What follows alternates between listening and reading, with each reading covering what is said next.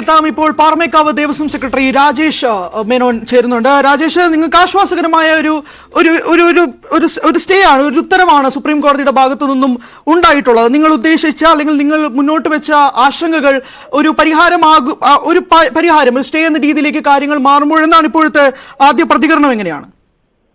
സ്വാഗതം ചെയ്യുന്നു. മാത്രമല്ല, ഇത് ഞങ്ങൾക്ക് മാത്രമല്ല, എല്ലാ ഉത്സവ കമ്മിറ്റികൾക്കും അതുപോലെ തന്നെ എല്ലാ ദേവസ്വങ്ങൾക്കും എല്ലാ പെരുന്നാള് നടത്തിപ്പുകാർക്കും എല്ലാ നേർച്ച നടത്തിപ്പുകാർക്കും വലിയൊരു ആശ്വാസമാവുന്നുള്ള കാര്യത്തിൽ യാതൊരു സംശയവുമില്ല. നമുക്കറിയാം, വളരെയധികം വേദനയോട് കൂടിയിട്ടാണ് നമ്മൾ ഇത്തവണ ഗുരുവായൂർ ഏകാദശിയും അതുപോലെ തന്നെ തൃപ്പൂണിത്തുറ ഉത്സവം കണ്ടത്. ഇത്തരം കാര്യങ്ങൾക്ക് വലിയൊരു മാറ്റം തന്നെ സംഭവിക്കും. മാത്രമല്ല, ഇപ്പോൾ ഈ പൂർണ്ണത്രയീശ ക്ഷേത്രത്തിലൊക്കെ ഈ മാർഗനിർദ്ദേശങ്ങൾ പാലിക്കാൻ സാധിക്കാതെ വരുന്നു, അതിന്റെ പേരിൽ കേസ് എടുക്കുന്നു. അപ്പോൾ ആ ഒരു സാഹചര്യത്തിൽ പോലും ഇപ്പോൾ ഈ ഒരു സ്റ്റേ നടപടിയിലേക്ക് വരുമ്പോഴേക്കും പല പ്രതിഷേധ പരിപാടികളും സംഘടിപ്പിക്കുന്നുണ്ടായിരുന്നു. അപ്പോൾ ഇങ്ങനെ ഒരു സാഹചര്യം നിലവിലേക്ക് വരുമ്പോൾ ഇപ്പോൾ തൃശ്ശൂർ പൂരം ഉൾപ്പെടെയുള്ള കാര്യങ്ങൾ പരിഗണിക്കണമല്ലോ. ഏകദേശം 2 നൂറ്റാണ്ട് പഴക്കമുള്ള പൂരം, അതിന്റെ എല്ലാ മേന്മയും ഇല്ലാതാകുമെന്നുള്ളതാണല്ലോ പ്രധാനപ്പെട്ട ഒരു ആശങ്കയുമായി മുന്നോട്ട് വെച്ചത്. അപ്പോൾ ആ ഒരു സാഹചര്യത്തിൽ ഈ സ്റ്റേ മുന്നോട്ട് പോകുമ്പോൾ എങ്ങനെയായിരിക്കാം സംസ്ഥാന സർക്കാർ ഇതുമായി ബന്ധപ്പെട്ടുള്ള പ്രതികരണം നടത്തുക എന്നുള്ള സംബന്ധിച്ചൊരു ചോദ്യവും നിലനിൽക്കുന്നുണ്ടല്ലോ.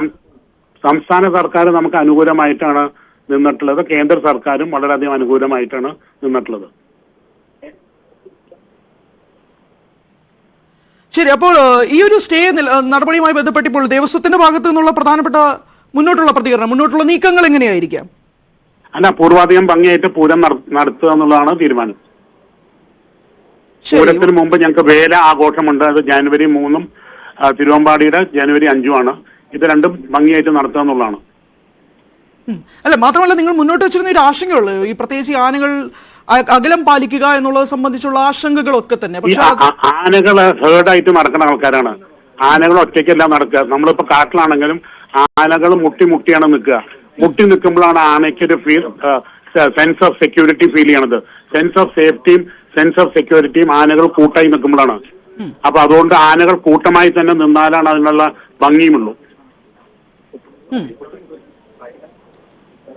അല്ല, അപ്പൊ അത് വ്യക്തമാണ്, മനസ്സിലായി. അപ്പൊ പക്ഷേ നിങ്ങൾ ഇപ്പോൾ ഈ ഒരു സ്റ്റേ നടപടിയുമായി വരുമ്പോൾ തന്നെ അതിനകത്ത് അതേ രീതിയിൽ തന്നെ നിങ്ങൾ ആഗ്രഹിക്കുന്നത് പോലെ തന്നെ മുൻപുണ്ടായിരുന്ന ഒരു ഘട്ടത്തിലേക്ക് കാര്യങ്ങൾ മാറുന്ന ഒരു സ്ഥിതിവിശേഷം ഉണ്ടാവുകയാണല്ലോ.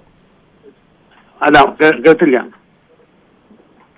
അതായത് ഇപ്പോൾ ഈ ഒരു സ്റ്റേ നിലവിൽ വരുന്നത് അനുസരിച്ച് നിങ്ങൾ ആഗ്രഹിച്ചതുപോലെ അല്ലെങ്കിൽ നിങ്ങളുടെ ആവശ്യപ്രകാരത്തിലേക്ക് കാര്യങ്ങൾ മാറുന്ന ഒരു സ്ഥിതി ഉണ്ടല്ലോ. ഇപ്പോൾ ആനകൾ കൂട്ടത്തോടെ ഉണ്ടാകുമ്പോഴാണ് ഒരു ഭംഗി ഉണ്ടെന്നുള്ളത് നിങ്ങളുടെ ആവശ്യവാദമാണെങ്കിൽ പോലും അങ്ങനെ ഒരു സാഹചര്യത്തിലേക്ക് തന്നെയാണല്ലോ മാറുന്നത്. വിധി പൂർണ്ണമായിട്ട് വായിച്ചു കഴിഞ്ഞിട്ടേ പറയാൻ പറ്റില്ല. ശരി, ശ്രീ രാജേഷ് മേനോൻ, ഒരു സംശയം, അതായത് ഈ പൂരങ്ങളുടെ നടത്തിപ്പിൽ എന്തെങ്കിലും തരത്തിലുള്ള പ്രശ്നങ്ങൾ ഉണ്ടായാൽ അതിന്റെ ഉത്തരവാദിത്വം ദേവസ്വം ബോർഡിനാണ്, ദേവസ്വങ്ങൾക്കാണ് എന്ന നിരീക്ഷണം കൂടി കോടതി നടത്തിയിട്ടുണ്ട്. ആ ഉത്തരവാദിത്വം നിങ്ങൾ സ്വാഭാവികമായി ഏറ്റെടുക്കുമോ? അല്ല, നമ്മൾ എന്ത് നടത്തുമ്പോഴും അതിന്റെ ധാർമ്മിക ഉത്തരവാദിത്വം നമുക്കുണ്ടല്ലോ. അല്ലാണ്ട് നമ്മൾ തോന്നിവാസം കാണിക്കാനല്ല ഇരിക്കുന്നത് ഇവിടെ. ഇത് സ്വാഭാവികമായും താങ്കൾ സൂചിപ്പിച്ചു, സംസ്ഥാന സർക്കാരും കേന്ദ്ര സർക്കാരും നിങ്ങൾക്ക് അനുകൂലമാണ്. അങ്ങനെയെങ്കിൽ എല്ലാ രാഷ്ട്രീയ പാർട്ടികളും നമുക്ക് അനുകൂലമാണ്. അപ്പോൾ ഈ ഹൈക്കോടതിയിലെ ചില ജഡ്ജിമാരുടെ ഒരു സ്വാഭാവികമായ അവരുടെ ഒരു തീരുമാനം മാത്രമായിരുന്നിരുന്നു ഇങ്ങനെ ഉണ്ടായത്, അങ്ങനെ നിങ്ങൾ നിരീക്ഷിക്കുന്നുണ്ടോ? അല്ല, ഞാൻ വായിച്ചത് ഇപ്പോ ശൂന്യതയിൽ നിന്നും നിയമങ്ങൾ ഉണ്ടാവരുതെന്നാണ് സുപ്രീം കോടതി നിരീക്ഷിച്ചിട്ടുള്ളത്. വളരെ നന്ദി പ്രതികരിച്ചു.